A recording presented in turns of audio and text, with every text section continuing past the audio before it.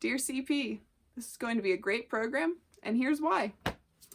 Hi there, my name's Brooke, and I was a Disney College Program participant in Walt Disney World from January of 2019 until July of 2019. I was spring 2019 and then extended through the summer, and my role was PhotoPass, and I lived in Patterson in a 6-person 3-bedroom. I, a year ago, had a lot of fears about the Disney College Program and fell down the internet rabbit hole of everything that can go wrong. All of the I got termed horror story videos, all of the roommate horror story videos, all of the this is why I self-termed from the Disney College Program horror story videos. And when you fall down that rabbit hole, it's terrifying. And I never found a video that was, hey, you're worried about all these really specific things, but you don't need to be. And that's why I'm here, because I'm trying to make the video that I wish I'd found a year ago. I have a list of all the fears that I had last year at this time, or at least all the ones I can remember. And I'm going to go through them one by one and explain to you why you don't need to be terrified about this. So the biggest one that I had was that I was just going to get termed. And for those of you that don't know, termed is Disney speak for being fired. There's a ton of horror story videos online about how I got termed for this. When you actually watch them, it's either very obvious that you don't have the full story, or it's not something that is that absurd. Like, there's people who go, I got termed because stuff was going on with my family.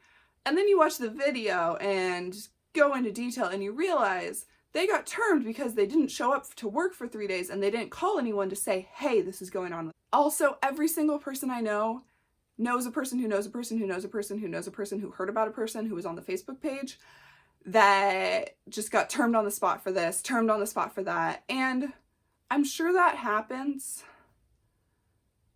I personally have never actually met someone that happened to, or met someone who personally knew someone, like actually knew them, that happened to. There's a lot of rules that Disney does not tell you, which bugged me a lot going in. I think that's one of the big issues with the program, quite frankly. You know, you have to scan into the park before you go play. No one tells you that. That's just something that you hear through word of mouth. The biggest thing people get termed for is using their phone in a safety critical role. That's easy. Just don't use your phone in a safety critical role. Don't drink if you're under 21. The few times that I've heard of that people didn't scan into the park and they used a fast pass and it locks your account, and then you get caught, you get sent to guest relations to go get your account unlocked. They didn't get termed. They get told, hey, you can't do that. Don't do it again. If you do it again, you'll get in trouble. But they say, hey, I didn't know. And guest relations says, yeah, we know you didn't know because no one told you. It's okay. So don't be that worried about getting termed. You're gonna be fine. Points. I was utterly terrified that I was going to get all these points and just get termed for having a billion points and never be able to work for the company again. And first of all, that's not how it works.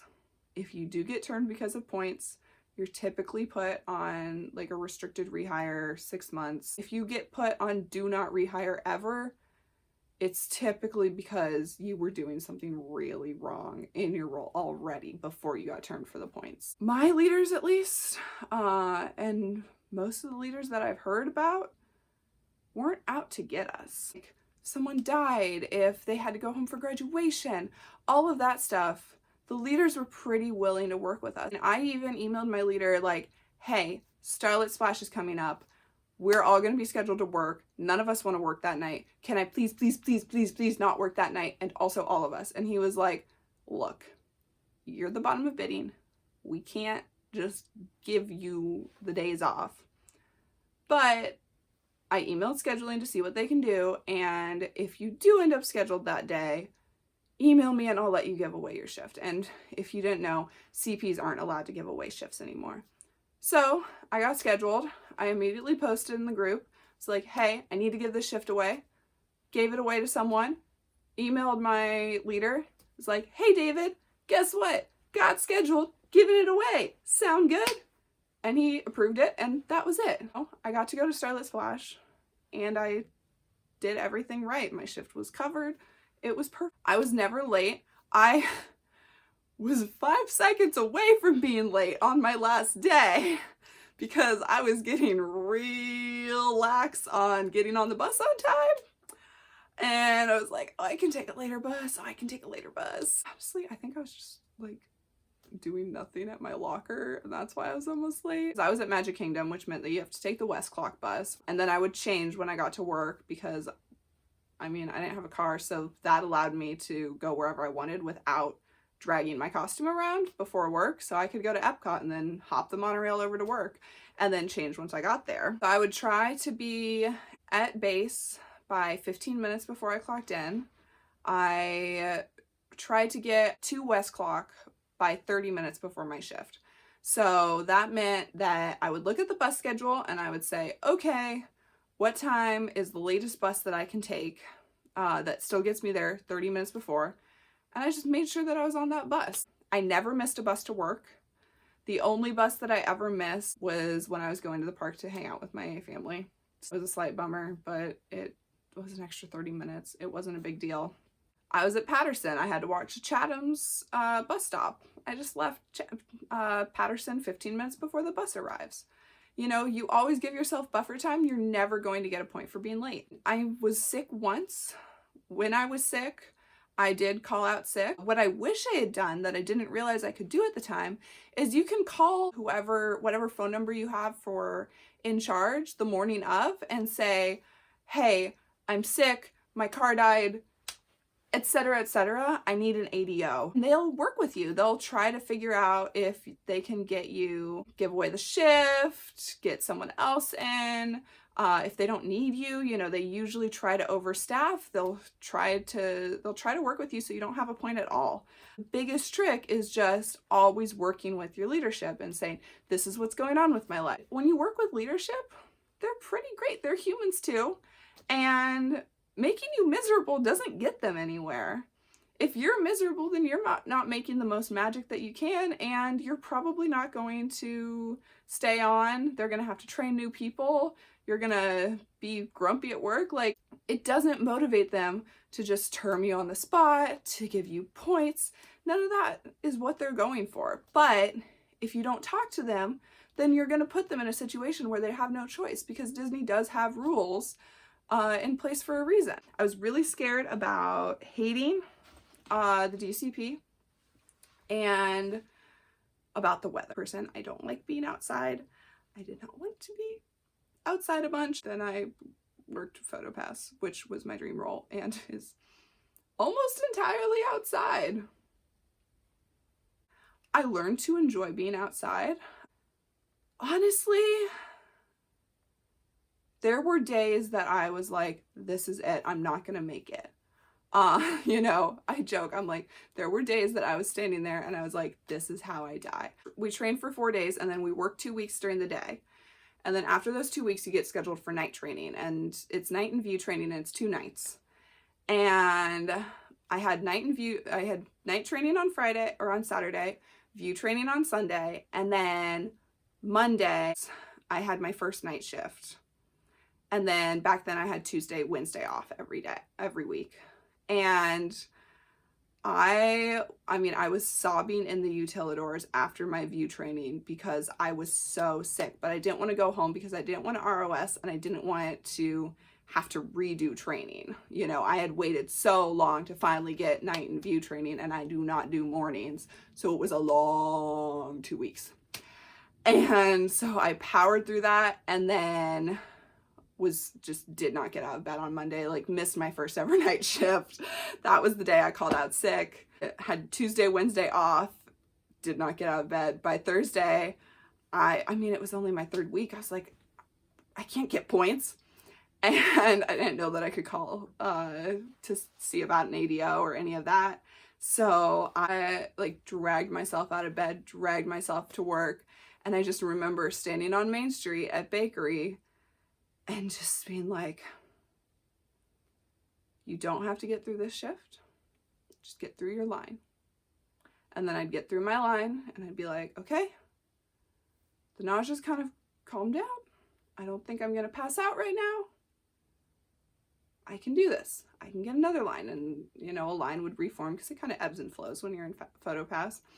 And I got another line and I'd get through that. And it was just like Aunt Kimmy Schmidt, where she talks about how she would have to stand there and she'd have to turn the crank, and the crank didn't do anything, but she had to turn it. And when she started thinking about how she had to turn it forever, she'd get really overwhelmed. But then she'd say, I can just turn the crank for another 10 seconds. And after those 10 seconds, just turn the crank for another 10 seconds.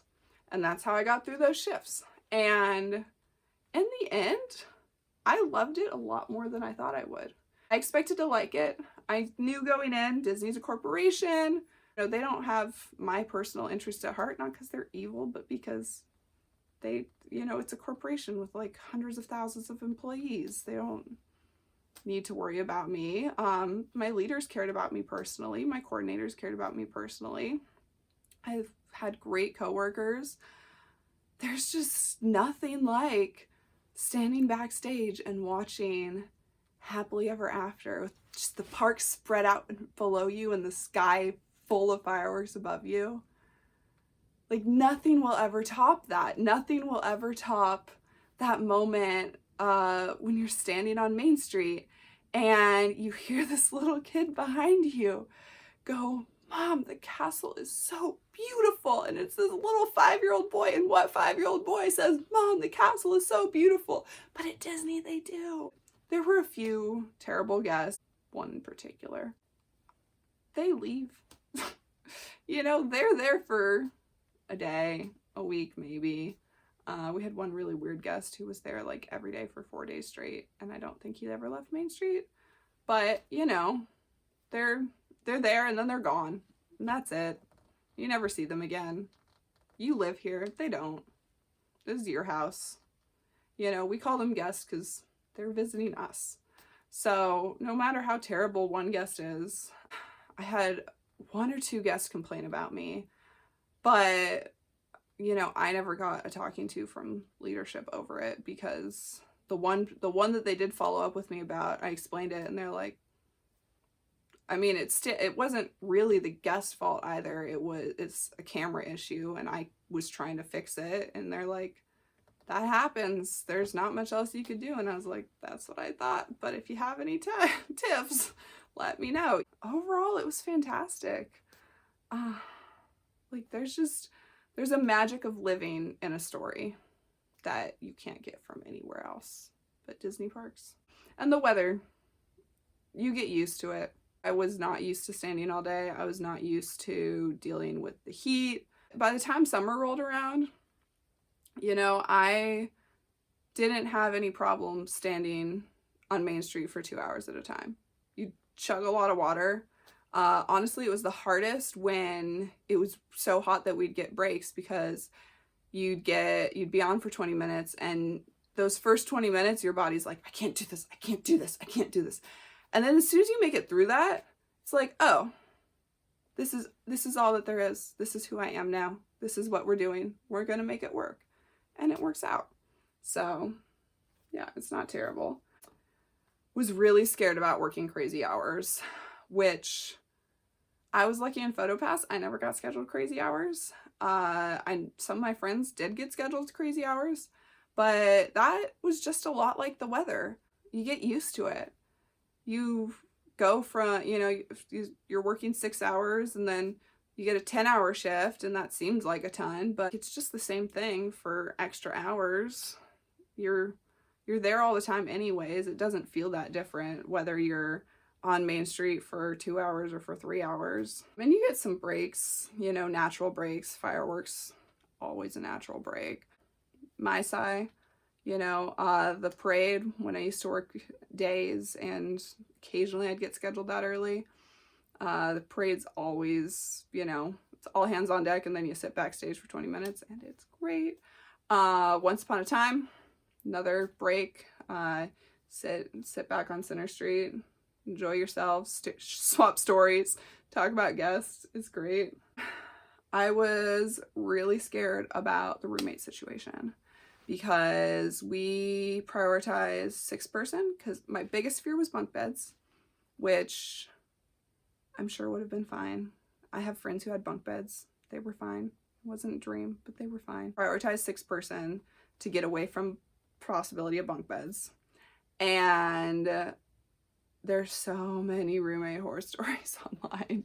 Like, so many. But the trick is, no one posts their I had amazing random roommate stories. They'll post it on Instagram, but they don't usually emphasize that it was random. And then no one posts their I had fine random roommates that I never became best friends with, but, you know, they didn't torture me. I didn't think they'd kill me in my sleep. They weren't turned for a knife-related altercation. You don't see those stories. So I'm here with stories of both positive random roommates. I had 3 roommates picked out going in. We met through the Facebook group. We got to all live together. It was great. And then we got assigned 2 random roommates, and they were both fine. You know, we never, like, I never invited them to hang out, really. Kind of just went our own ways. We didn't have that much in common. But they weren't horrible people. I could have stood to wash the dishes some more, but probably all could have. You know, it was fine. And then for my extension, 2 of my roommates that I had originally paired up with went home, and me and my other remaining one from our group of 4 paired up.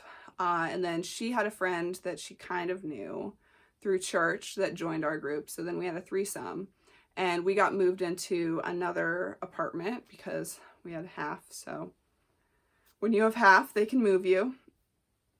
And the other apartment had 3 girls that had already been living there together. And so one of the girls I became really close with.